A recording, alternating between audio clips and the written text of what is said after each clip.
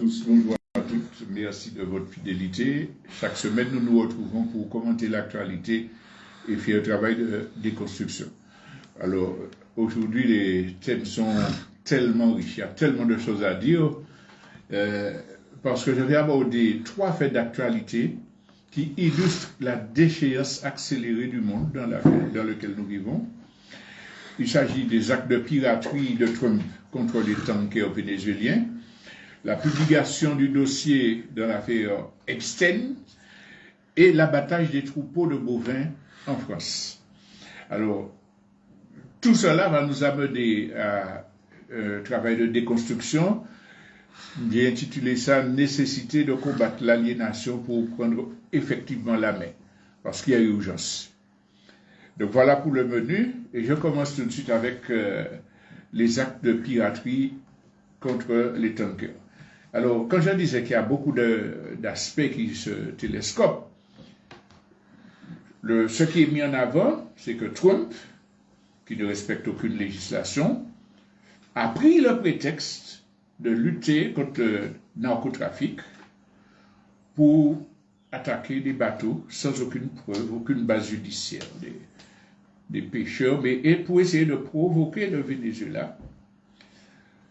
Jusqu'à présent, le Venezuela a fait preuve de patience, donc il est monté à un deuxième niveau, où il dit, je vais saisir les tankers, les bateaux qui portent le pétrole vénézuélien, parce qu'ils n'ont pas le droit, ils sont sous sanction.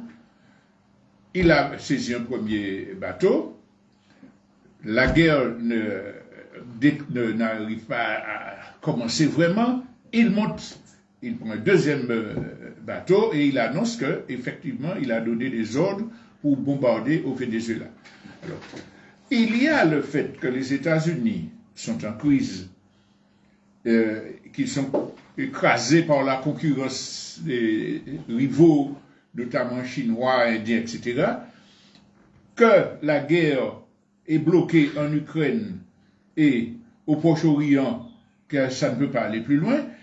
Donc, les États-Unis ont besoin de déclencher cette guerre-là pour garantir leur même mise sur le pétrole vénézuélien et, disons, déstabiliser la région. Mais ce n'est qu'un des aspects. Un deuxième aspect, c'est que Trump est mêlé dans des contradictions dont on va parler tout à l'heure, mais il y a déjà la contradiction économique, parce que c'est sa folie à la tête du pays a pour conséquence que les prix augmentent, que les gens sont licenciés, que les usines font faillite, que les produits manquent, les produits nécessaires manquent. C'est la débâcle économique, l'inflation, etc. Et qu'il y a une grande partie de sa base électorale qui se retourne contre lui, et notamment l'une des femmes, des figures de la contestation, MAGA, etc. Donc il a ce problème intérieur-là, et il a ses problèmes personnels sur lesquels on va revenir. Donc, comme Netanyahou d'ailleurs, il faut qu'il déclenche cette guerre pour pouvoir imposer sa dictature plus fermement aux États-Unis, sous prétexte qu'on est en guerre, et éviter de passer devant les tribunaux. Mais ça, c'est un premier aspect, la raison de la guerre. Le deuxième commentaire que je voulais faire, c'est la complicité des médias occidentaux, de tous les empires du système, pour cacher les véritables enjeux, par exemple ceux dont j'ai parlé concernant la guerre, mais surtout montrer que le système doit à tout prix se protéger. Donc il faut répercuter la propagande de Trump, de Netanyahou, etc., et éviter que les gens ne comprennent. Concernant l'Ukraine, il faut à tout prix défendre le soldat Zelensky, que tout le monde sait aujourd'hui être à la tête d'une mafia fasciste corrompue, et tout le monde aussi a compris que c'est une guerre menée par l'OTAN contre la Russie, que le peuple ukrainien n'a rien à voir dans ça, et qu'il est sacrifié sur l'autel des ambitions de l'OTAN.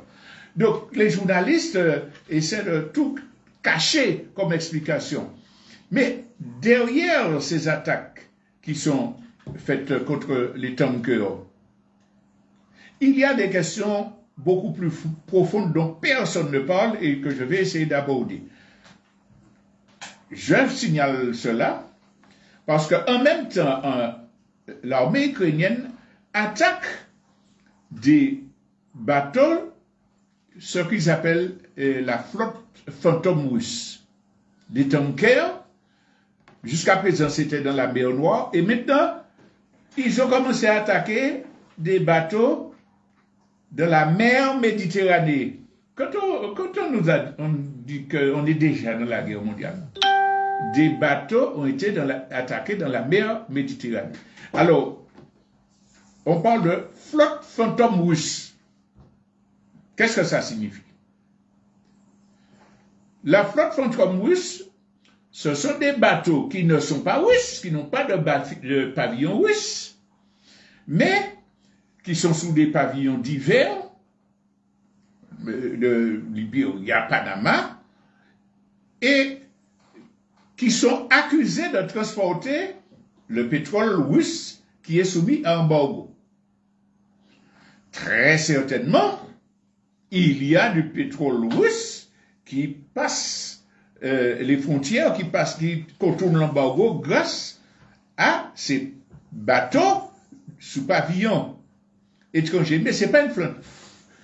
Comprenons bien, ce n'est pas une flotte fantôme russe, ce sont des pavillons de complaisance qui naviguent dans tous les océans et qui sont utilisés par tous les pays occidentaux sans exception pour faire des trafics, contourner les normes.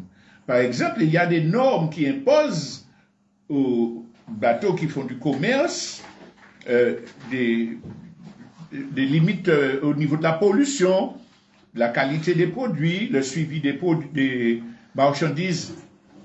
Mais l'essentiel des marchandises se fait à travers ces fameux pavillons de complaisance pour que États-Unis, Australiens, Français, Allemands contournent. Et ce que les Russes font, ce que l'État russe fait, c'est exactement ce que tous les autres font. Ils essaient de contourner les normes à travers ces pavillons de complaisance. Allez vérifier dans les moteurs de recherche. Quels sont les pays qui ont les plus grandes flottes commerciales de la planète? Ah, ce n'est pas les États-Unis, ce n'est pas l'Europe, ce n'est pas la France. C'est des tout petits pays, tout petits. Panama, Libéria en Afrique, etc., qui ont des flottes immenses de pavillons de complaisance. Alors, ils reçoivent de l'argent des grandes puissances, des Occidentaux, pour qu'ils puissent faire leur trafic illégaux et tout ça, sous pavillon de complaisance. Pourquoi parle-t-on de flotte fantôme russe et pas de pavillon de complaisance?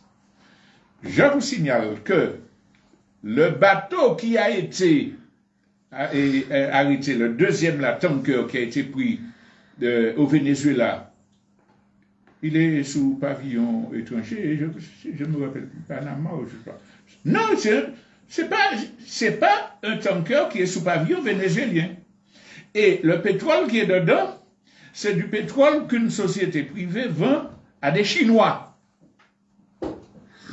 qui n'est pas concerné par les sanctions imposées au Venezuela. Donc c'est vraiment un acte de piraterie. Dans le premier cas, ça faisait partie des volumes de pétrole qui sont sous sanction.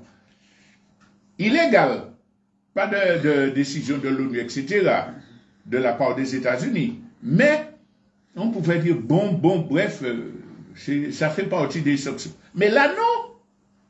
Ce deuxième tanker qui est saisi ne correspond pas aux résolutions de l'ONU concernant le Venezuela. Donc c'est une mesure unilatérale de ces impérialistes américains pour les raisons dont nous avons parlé.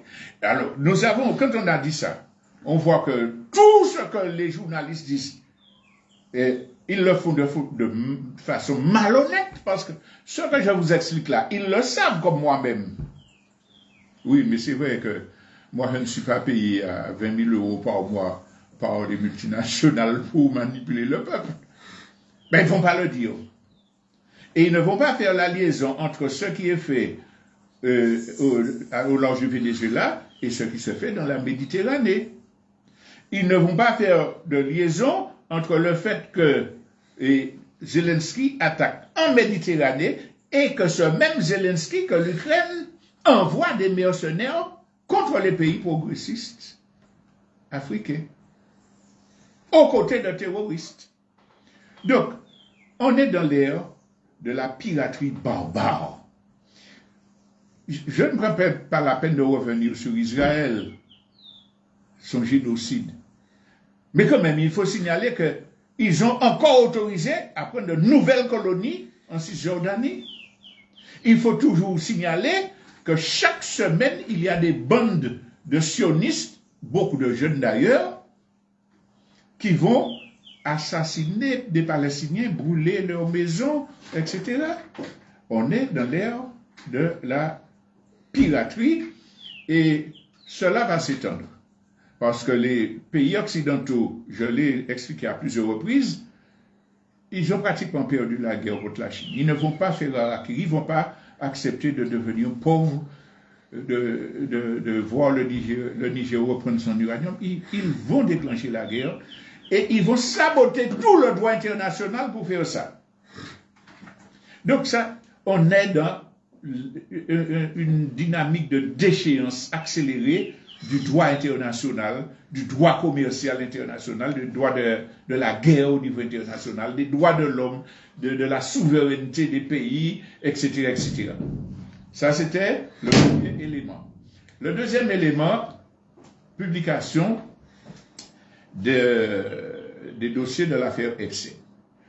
Epstein, c'est un milliardaire, ami de Trump, ami de toutes les célébrités mondiales, qui avait un réseau international qui allait prendre des mineurs, des petites filles, 14, 16 ans, 18 ans, qui l'emmenaient sur une île paradisiaque et qui étaient soumis à l'esclavage sexuel de la classe dominante. On a des représentants de la monarchie anglaise, on a Trump, pas Trump, Bill Clinton dedans, bref, Michael Jackson, on savait qu'il était pédophile. Et Mick Jagger, c'est-à-dire le monde des artistes huppés, des milliardaires, des hommes politiques qui ont une caste internationale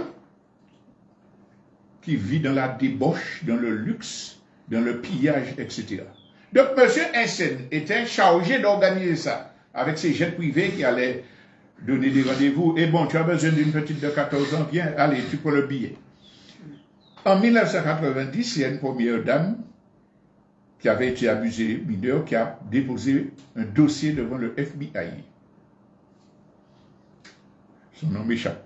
Mais on l'a fait passer pour une mythomane, enfin une malade mentale, on l'a détruite. Et elle avait donné des éléments, mais comme c'est les puissants qui sont dans le réseau, on avait tout fait l'affaire. À ce moment-là, Trump était déjà dans ça. Ensuite, il y a eu toute une série de victimes. Alors, on a parlé de 1400 petits enfants mineurs, filles mineures, dans les dernières années-là. Je n'ai pas le chiffre total. On n'a pas les chiffres totaux parce qu'il y a restriction sur l'information. Donc, il y a eu de nouvelles plaintes. Le scandale a éclaté. Et on a été obligé d'arrêter Epstein. Donc ce monsieur-là a dit, bon oui, faut pas m'agresser trop là, hein, parce que vous savez, j'ai des éléments, j'ai des documents, j'ai des noms. Et il s'est suicidé en prison. Enfin, j'allais dire, on l'a suicidé en prison, mais j'étais pas là. Mais il y a de fortes chances que c'est une élimination qui a été décidée. Il y avait trop de choses en jeu. Mais n'empêche que l'affaire a continué. Quand Trump se présente pour son deuxième mandat, il y a une très forte pression, puisque c'est sur le moral, le chrétien, la valeur chrétienne, etc. Il dit, je prends l'engagement, quand je serai élu, je mets le dossier dehors. Non, parce qu'on veut mettre mon nom, mais je le connaissais, mais c'est depuis que j'ai su la première affaire, je m'étais retiré. Mensonge. Bref, n'empêche que il a promis de faire la lumière. Mais arrivé, malgré toutes les sollicitations, il cache les choses. Il déplace des juges qui travaillaient sur l'affaire. Et c'est là que les premières scissions dans son mouvement paraissent. On lui dit non, mais c'est pas ce que tu avais dit. Plusieurs tribunaux condamnent les autorités judiciaires à publier ces dossiers qui font des milliers de pages. Alors, dans un premier temps, ils disent oui, mais il ne faut pas nuire aux victimes. Tout ça. Donc, on demande le droit de supprimer le nom, l'histoire des victimes. La justice dit, ok, d'accord. On va caviarder ce qui n'est pas nécessaire à la connaissance de la vérité. Hier, les documents sont publiés. La plupart des pages sont derrière un carré noir. C'est-à-dire que tous les éléments qui sont susceptibles de toucher Trump, ses amis, les milliardaires, au mépris de la loi, sont caviardés. C'est comme ça, c'est l'expression qu'ils ont employée. Alors, il y a des juges, il y a des avocats qui ont déjà commencé à porter plainte pour destituer le procureur en charge de l'affaire, celui qui a pris la responsabilité de publier les documents, pour dire qu'il y a obstruction à la justice, parjure, etc. C'est une affaire qui va éclater. Mais, depuis la publication, il y a toute une série de... Maintenant, elles ne sont plus mineures, mais de victimes, qui ont dit, si la justice ne publie pas ça, nous prenons l'engagement de venir dire les noms, qui, quel jour et quoi, etc. Vous s'attendez à quelques suicides supplémentaires. Mais il y a d'ailleurs une victime qui a dit s'être suicidée. Donc, l'affaire est tellement importante que malgré la censure, l'administration Trump n'arrive pas à étouffer les choses. Élément nouveau, un journaliste très célèbre des États-Unis, qui était très bon ami avec Epstein, le criminel, dispose de, je pense, 200, je ne me rappelle pas du chiffre exact, mais d'enregistrement de son ami Epstein, de très longues heures d'enregistrement, je crois 200 heures, hein, avec des noms et tout. Et qui commence à dire, oui. Alors tout le monde le presse, mais il faut publier, il faut dire. Et il dit, oui, bon, en temps voulu, je vais publier. Et puis, il commence à lâcher des informations. Parmi les informations, écoutez bien, le bonhomme déclare que c'est dans son avion que Melania, la femme actuelle, et Trump se sont connus, et que c'est là qu'ils ont eu le premier guili-guili. Melania Trump dit, ah ouais, je fais un procès de milliards. Il dit, ah non, ok, moi je fais un procès aussi, et il envoie ses avocats porter le document déclarant l'ouverture de la procédure. Fuite, finalement on est arrivé à l'ordonnée. Ça veut dire que, procès contre procès, mais très certainement, le procès de ce journaliste-là va déclencher une tempête. Ça, c'est les faits qu'on a dit grossièrement. Vous pouvez aller voir, il y aura beaucoup d'articles sur ça. Mais l'explication dans ça, la plus importante à retenir, c'est que c'est la preuve flagrante que les classes dominantes, indépendamment de leur nationalité, de leur religion, de leur appartenance politique, classes dominantes incluant des élus des gouvernants politiques, des journalistes, des artistes, etc. Ils vivent en coco dans la débauche, dans le crime. Alors, à l'extérieur, les peuples se déchirent, ouais, émigrés, ben, comme ça, je ne veux pas un Pakistanais, etc. Je ne veux pas que les émigrés viennent de... Oui, mais entre eux, c'est la fête, la bombance, le luxe, et puis les gens de la base se déchirent sur des bases chauvines, sur des bases raciales, etc. Et puis crèvent de faim. Parce que tous ces milliardaires-là, c'est avec l'argent qu'ils pillent sur les peuples qu'ils se paient des jets privés pour aller violer des enfants de 14 ans. La première chose à voir, c'est que de l'affaire Epstein, il nous faut tirer une leçon. Il y a les masses populaires et puis il y a les classes dominantes. Les classes dominantes ont leurs intérêts pour jouir en commun. Les masses populaires ont des intérêts communs, mais ils se divisent, ils se massacrent, ils s'injurient, etc. Et puis ils crèvent de faim. Première leçon, révolution mentale. Tout ça qui est populaire, tout ça qui travaillait, tout ça qui est paysan, tout ça qui chômait, tout ça qui jeune, nous grouper pour faire ce bouton à capoter. C'était une première leçon. La deuxième leçon concernant précisément l'affaire Epstein, c'est que la justice est au service des puissants. Sarkozy est en vacances en Guadeloupe là à présent. Sarkozy est en vacances avec sa famille en Guadeloupe pour une semaine ou 15 jours.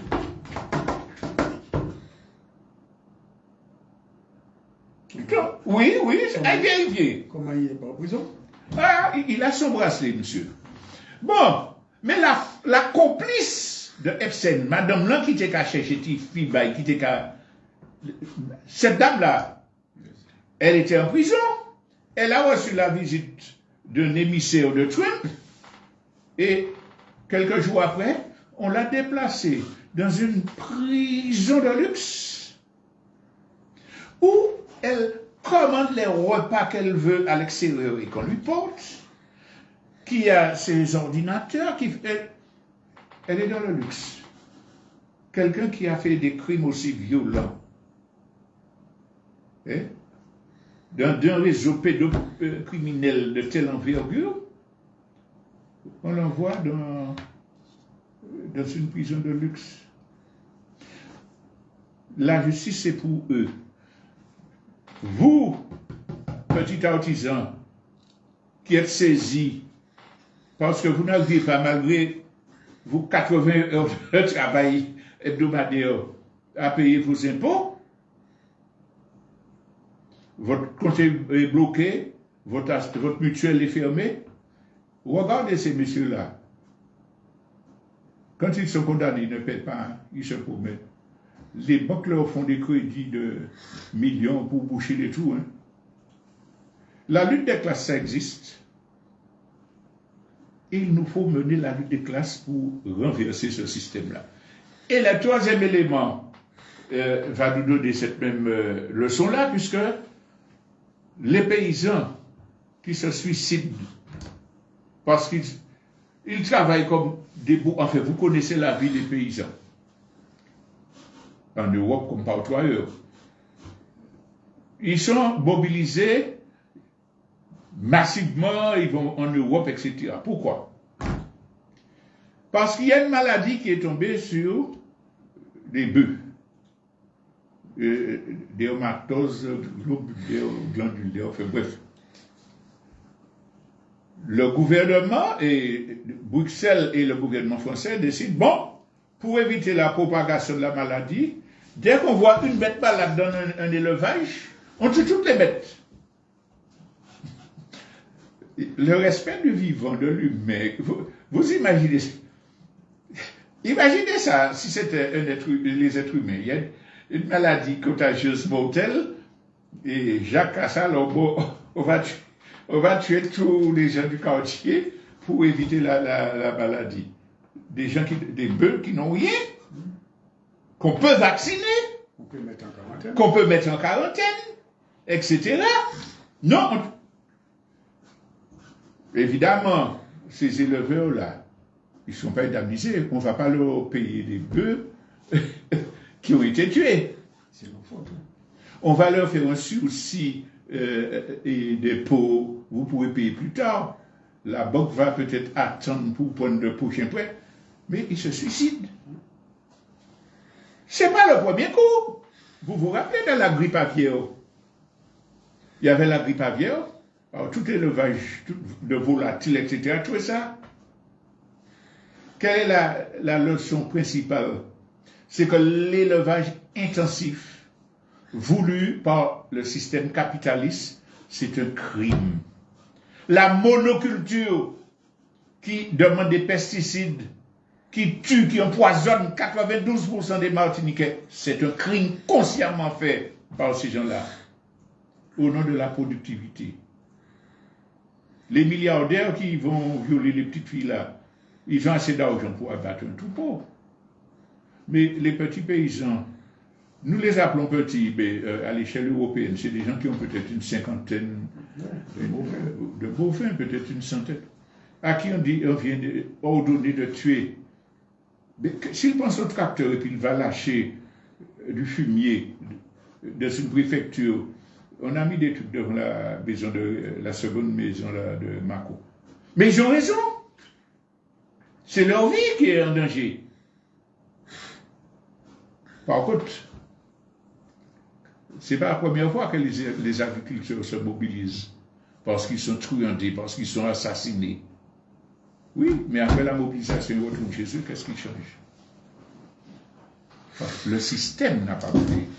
Et c'est là qu'il faut insister pour dire que le système génère des drames, des catastrophes de masse en agriculture, en élevage et tout. Il n'y a aucun moyen d'éviter ça. Il n'y a aucun moyen d'éviter ça. C'est la nature même de l'agriculture intensive, de l'élevage intensif, qui fait qu'une épidémie se propage. Si vous avez de multiples exploitations paysannes distantes, etc., qui sont suivies, vaccinées quand il le faut, etc., il n'y a aucun risque de voir que tout l'élevage disparaît et puis que vous soyez obligé de tuer. Mais est-ce que le fait d'aller exiger que Bruxelles prenne en compte les malheurs des petits paysans a changé quelque chose et changera quelque chose? Non, c'est le système qu'il faut changer. Il faut revenir à une agriculture raisonnée. Il faut revenir à des méthodes en liaison avec la nature, respectant le vivant, respectant l'environnement. C'est le grand succès des classes dominantes, des impérialistes occidentaux, c'est d'avoir intoxiqué les mentalités pour leur faire croire que c'est ce type de développement-là qui est le meilleur. Leur bien. C'est pour le bien, pour nourrir l'humanité. J'ai déjà expliqué l'escroquerie de la Révolution verte qui a ruiné tous les pays du tiers-monde. Donc, mais non seulement aliéné sur le mode de développement, mais aliéné sur la façon de changer le système et de régler les problèmes. Mobilisation dans la rue, mouvement citoyen apolitique. Génération Z, c'est le dernier coup qu'ils ont inventé. Génération Z. Au-delà des classes, donc la génération Z va dans la rue, je veux qu'on change de gouvernement. Sans jamais dire quel gouvernement je veux, comment je fais pour être au gouvernement. Bon, on enlève Tartanquion pour mettre Théodule, mais de la même classe. Les structures, les constitutions, tout ça, c'est pas changé. Donc, oui, il faut se mobiliser, mais la mobilisation, c'est un aspect de la lutte qui vient après l'organisation, après le choix de société, après l'élaboration d'un projet, avec un objectif de changer le système et puis de balayer définitivement ceux qui sont responsables des crimes. Et donc, là, ces trois éléments-là dont nous avons parlé montrent qu'il y a une accélération de la dégradation. Moun ka prend fait, moun ka pige. Et puis, moun ka vini fou. On ne peut pas être normal quand on vit dans un monde comme ça. Alors, on dit, ah, c'est gênant, il y a boire. Mais qu'est-ce qui est responsable de ça? Comment changer ça? Et c'est ça qui va nous amener à parler des constructions. J'ai intitulé ça « Nécessité de combattre l'aliénation pour prendre effectivement la main ». J'ai donné des exemples à travers nos 3 actualités, mais ce qui m'a fait choisir un petit peu ce thème-là, c'est des informations que j'ai écoutées cette semaine-là, chez nous, hein, dans les médias. Quelqu'un qui téléphone dans l'histoire de coup de gueule, machin, les radios font là. Oui, voilà. Il y a une dame qui a téléphoné hier pour dire que EDF ne fait pas son travail, hein, et qu'il y a un arbre qui est sur les câbles, qui peut, etc. Non, c'est l'argent de la collectivité, c'est le propriétaire de l'arbre qui envoie des branches sur la ligne, il est propriétaire, c'est lui qui doit faire ça. Alors dis à la dame de ne pas parler dans la radio pour dire de n'importe quoi. Le Martiniquais qui téléphone pour dire ça,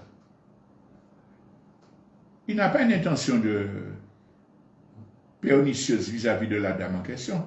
Il est aliéné par la conviction que EDF, la collectivité, tout ça. Alors, pardon, j'ai oublié de dire sa conclusion. Mais ce n'est pas la faute de la dame, c'est les élus qui ne vont pas respecter la loi de nettoyage des arbres. Vous avez entendu ce que quelqu'un de sensé, un adulte, dit dans une radio pour critiquer une dame, ou une personne, je ne sais pas si c'est une dame, qui dit que EDF ne coupe pas des branches. Les niveaux de compréhension à ce niveau-là. J'étais en train de dire que je ne peux pas penser que c'est par méchanceté qu'a fait ça. C'est parce qu'elle est conditionnée en toute bonne foi par le message, par le récit, par les éléments de langage, comme on dit maintenant, qui sont martelés tout le temps. EDF, France Télécom, etc. Jusqu'à que dans les années 80, c'est eux qui coupaient les branches, ça ne posait aucun problème. Ça ne posait aucun... Vous autres savez, même dit des petits bails personnels. Un vieil homme qu'on appelle Tika, on surnommait Tika, qui était cantonnier de son état, qui a travaillé toute sa vie. Il y avait une branche qui passait sur le téléphone au Robert. Il a entendu à la radio, c'est vous qui devez couper les branches. Ça, c'est quelqu'un que je connais personnellement. Hein. Tout boiteux qu'il est, tout vieux qu'il est, il est monté avec son couteau là sur l'arbre pour couper la branche. Il est tombé, il est mort. Là, il est mort de ça.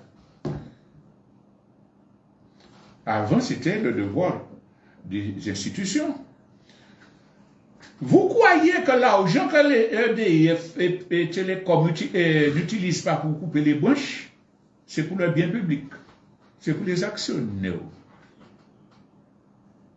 c'est pour les bénéfices.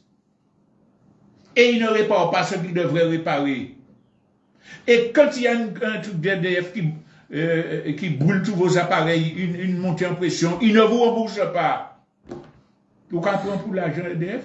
Et pourquoi dit madame, si vous n'avez pas mis l'argent pour payer manger, comment il va faire?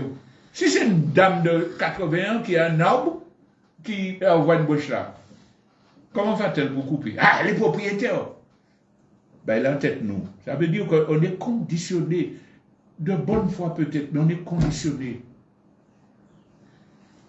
Et souvent, on voit des installations, des entreprises venir mettre quelque chose, alors que vous avez déjà votre arbre là depuis l'Antiquité. Ils décident de mettre, et puis ça passe. Et puis c'est vous qui devez entretenir. Je prends cet exemple-là pour dire que chaque fois que j'emploie le mot aliénation, je précise. Aliénation, c'est pas un gros mot, c'est pas monde fou, c'est des gens qui pensent avec des idées apportées par les autres. C'est ça que ça veut dire au sens strict. Donc nous fonctionnons sur la base de cette aliénation-là. Et l'autre encore, c'est un article que j'ai vu hier.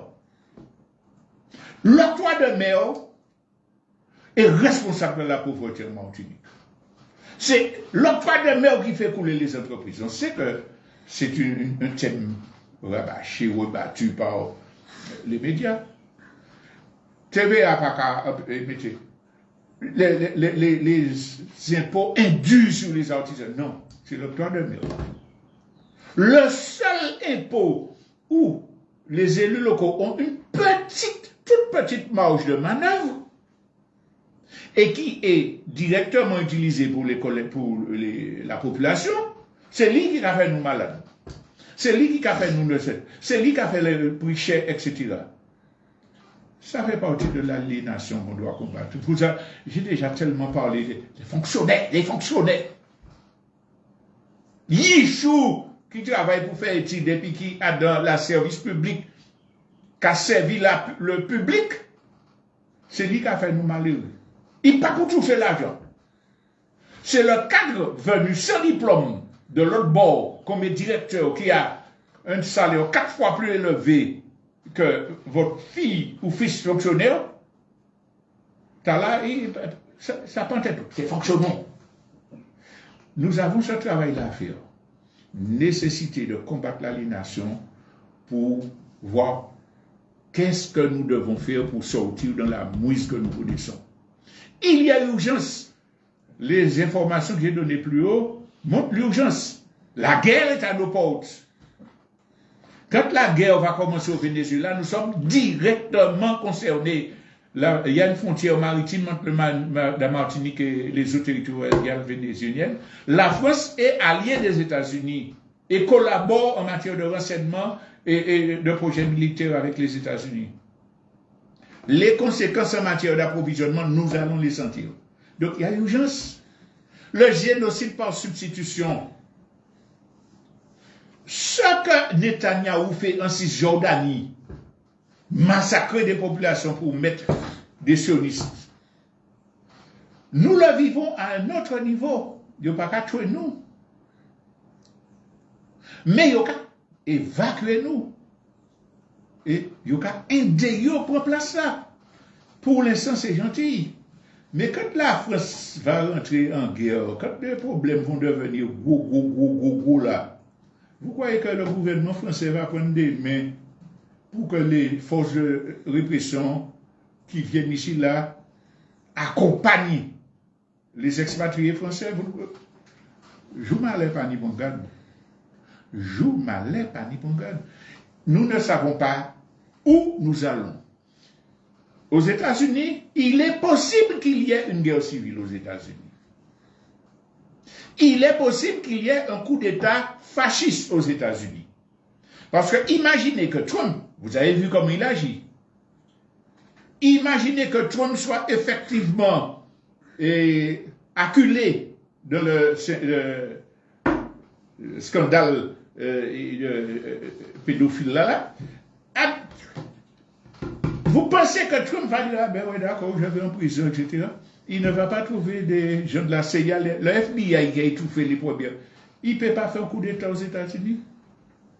Franchement, il n'y a aucune possibilité qu'il y ait une guerre civile. Il y a même beaucoup de probabilités qu'il y ait lutte entre États différents, guerre civile, fascisation accélérée aux États-Unis. En Europe, vous croyez que ce n'est pas possible qu'il y ait une guerre civile? Les petits paysans-là qui ne sont pas organisés politiquement et qui crèvent, qui ont des tracteurs entre les mains, si des forces de l'ordre tirent sur eux, vous pensez que ça ne peut pas dégénérer? Donc, je répète, je m'allais pas ni ponga. Quand je dis ça, ce n'est pas pour qu'on se désespère, qu'on se jette. Ah oui, non, c'est pour qu'on dise que ça a toujours existé, des situations de crise dans le monde. Les peuples qui ont su résister, c'est ceux qui étaient suffisamment conscients, suffisamment structurés socialement pour se préparer. Nous avons la chance d'avoir un peuple travailleur, même si c'est pour individuellement, par intérêt individuel, ingénieux, Nous avons la chance d'avoir un peuple qui sait ce qu'il veut concernant ses intérêts. La faiblesse que nous avons, c'est que nous n'avons pas confiance dans un projet et que notre unité a été mise à mal. Mais il y a beaucoup de gens qui font des choses importantes. Nous ne cessons de répéter qu'on voit beaucoup la personne qui fait une bêtise. Ouais, mais il y a des milliers de Martiniquais qui font acte solidaire dans leur existence, qui travaillent, qui inventent. La question là à présent, c'est d'enlever les illusions et de s'organiser. Illusions électoralistes, on nous tire sans tête, nous. Je répète que je ne suis pas contre le principe des élections. Une élection est intéressante quand les gens sont informés, ils connaissent les enjeux. Il y a des gens qui présentent le programme, ils choisissent un et puis ils mettent quelqu'un qui le surveille. Oui, là, moi d'accord, 100%. Mais je ne peux pas être d'accord avec une élection quand je vois des gens qui n'ont jamais rien fait pour leur peuple, qui sont arrogants, qui sont méprisants, et puis qui viennent 3 mois avant les élections pour dire « j'ai la solution ». En fait, chers camarades et compatriotes, tout candidat qui viendra solliciter les suffrages, il faut que nous ayons la sagesse de dire, mais quand moi j'ai mis là dans le travail dans le collectif, ou bien est-ce qu'il va venir au dernier moment dire, ouais, moi pour ça, sinon pour cela, ben, je vais pas faire politique. Et puis, les gens bien pire, ils disent, bon, mais je vais faire politique. Il faut qu'on ait la sagesse de dire qu'est-ce que cette personne a déjà fait concrètement. Quel est son rapport avec les gens de son quartier. Quelle est la valeur de ce qu'il nous dit. Quand un candidat vient nous dire, là, aujourd'hui, tous les maires sont des scélérats, parce qu'ils ne font pas ceci, ils ne coupent pas cela, etc. Et puis il ne vient pas vous dire, les maires ne peuvent plus travailler aujourd'hui parce que l'État les prime. Et ils n'ont pas le courage de dire ça. Mais moi qui viens là comme candidat, je ne pourrai pas apporter de solution si l'État ne me paie pas. Je considère que les élus qui dirigent la CTM sont des bandits, des incapables. D'accord. Quand je serai là, est-ce que j'ai possibilité de faire l'État me donner les millions qu'il doit me donner pour que je paie les aides sociales et qu'il ne fait pas? Réfléchissons, ne laissons pas les gens nous mener en bateau. Parce que la situation est trop grave. La question des élections, je disais, il nous faut la revoir. Vous voyez ce qui se passe en France? Il y a eu des élections législatives. Le parti qui est arrivé en tête est venu pour dire nous ne voulons pas du système, nous voulons monter les salaires, nous voulons défendre les services publics. On ne lui a pas donné la tête du gouvernement. Macron est resté, il a continué à faire pire que ce qu'il faisait auparavant. Jusqu'à présent, la France est incapable de régler un problème parce que la démocratie représentative française a été préparée par la bourgeoisie et tout est prévu pour que le peuple ne prenne pas le pouvoir. C'est une pseudo-république. C'est une pseudo-démocratie. Alors si au niveau du Parlement, député, sénateur, il va arriver à régler un problème, c'est un candidat et puis 4 personnes autour d'elle qui va fabriquer une liste au dernier moment. Regardez la liste, hein, parce qu'on dit le maire, le candidat. C'est 30, 50 personnes qui ont la liste là. Regardez ça maintenant. Regardez qui ça y a fait. Qui ça y a déjà fait. Qui ça y a dit. Qui ça y a pas dit. Donc, voyons les choses sereinement. Le droit de voter, c'est quelque chose, une conquête,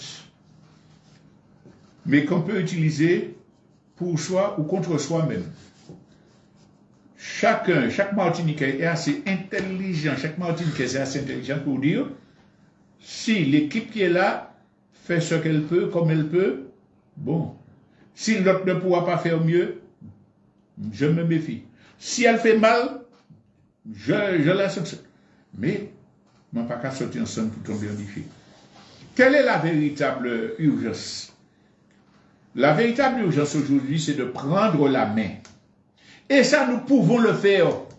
Nous le faisons de façon éparpillée, individualiste. Mais pour être une force contre le pouvoir colonial français, contre la caste scélérate qui contrôle l'économie, ben, il faut être organisé. Il faut qu'au niveau de son quartier, au niveau de la Martinique, nous ayons des espaces pour dire, bon, qui ça nous a fait? Comment on peut construire un réseau économique alternatif? Nous ne pouvons pas construire un réseau alternatif en Martinique. Nous pas ni assez nègres et puis nègres, non mais puis femmes capables en Martinique de dire, monsieur qui a fait Letty Saint-Pierre, mademoiselle qui a fait Rob Diamant, nous avons fait en sorte que nous avons consommé ces moutons-là. Et puis ces moutons-là, nous avons baillé l'argent, nous avons baillé l'eau là. On dit c'est gênant. On ne peut pas faire ça. On ne peut pas s'organiser pour dire, bon, Mambaï, Noël, Mancheyum. Mais comment faire en sorte que nos courageux producteurs qui font des marchés agricoles un peu partout là, assez à l'avance, on dit, bon, Mambaï, ouais, nous te Mancheyum dans l'état là, il faut que nous, l'année prochaine, nous fassions tant 1000 tonnes. Quel Français, quel Européen pourra nous empêcher de faire ça? Au lieu de nous faire cancre entre nous, au lieu de nous garder que l'agriculteur a passé en les petits chemins nous pour aller en les pays. Au lieu de nous garder, monsieur, l'argent, si nous faisons ça, nous ne pouvons pas assis vous dire, nous nous organisons. Il y aura toujours des gens couronnés, mauvais soir. Il y en a. Mais justement, lorsqu'on est ensemble, on les connaît. Nous, nous sommes juges. Nous sommes nos juges. Nous disons, monsieur, monsieur, c'est pas, il a couillonné un truc. Non.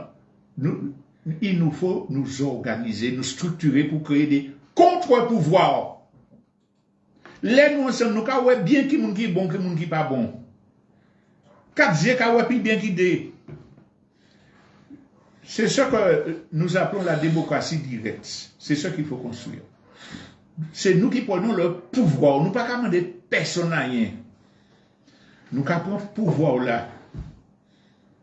Nous besoin manger, nous besoin soin. Qui ça nous besoin? Qu'est-ce que tu peux faire? Qu'est-ce que tu ne peux pas faire? Qui joue nous kawé? C'est difficile, les êtres humains ont des caractères, des contradictions. Mais justement, si on apprend à les résoudre dans le respect, sans crier, sans juger intempestivement, nous allons marcher petit à petit. De toute façon, on n'a pas le choix. Si ce n'est pas ça, nous allons plus un chien. Alors, le thème que je souhaiterais que nous continuions à réfléchir, à discuter entre nous, comment combattre toutes les formes d'aliénation, tout ce qui nous empêche de nous unir, tout ce qui nous fait croire à ce que l'autre dit, et comment nous structurer pour prendre effectivement notre destin en main. Voilà donc ce que je voulais développer aujourd'hui. Je vous remercie de votre attention et nous prenons rendez-vous pour la semaine prochaine. J'annonce aussi que l'Assemblée générale des comités populaires s'est tenue avec un beau succès dimanche dernier, que toutes les interventions sont enregistrées. Vous pourrez les réécouter, mais surtout vous pouvez aller sur la page YouTube Radio Apal Jikobout. Vous aurez toutes les interventions que je vous invite à écouter. Merci et à bientôt.